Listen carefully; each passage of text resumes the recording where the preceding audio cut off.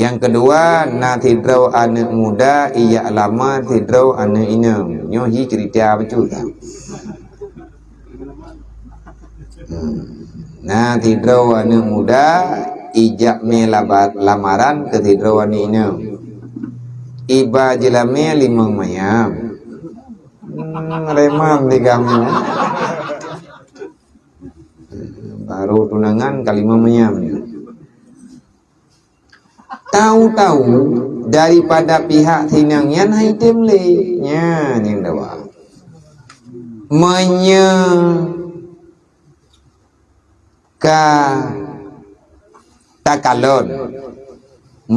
takalon red adat kampung daripada pihak anu inang payah pulang jelame 2 kali lipat tiplu menyam karena ini bunuh 5.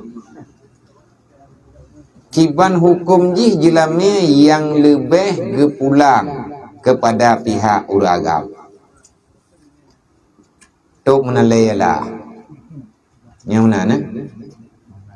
Yang adat.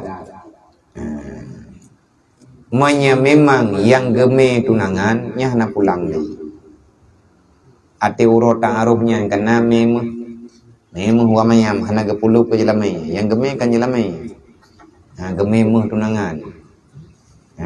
Jo menteu padu jo meh taboh kom. Nyon tu mai denda. Tanya le udahnya pun meh ledat tunangan. Manjai dah kau ada jai pi tunangan jo ju. Ci bagi-bagi ju becu tepo. Wate antrek handip temle tinangnya nyen baginya hana pulang tapi punya geme jelame ya. Tapak yang kami te bunang pun hadiah. Hadiah bungun jaro urungnya menjamai. Wate pinangan. Tapi menyageme untuk geme meh 2 mayam, urome tunangannya geme meh 5 mayam, jelame pun 20 mete. Me jule 5 mayam, 3 ngan tanda. Nyan jelame nyan tanda. Dudo jelame 5 mayam nyan kageme gedayang le urang yang naik rumahnya, gedayang le keluarga ni na.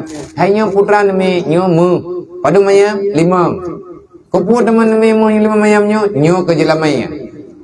Jelame mandum 20. Berarti kamu tengah memai 15 hari.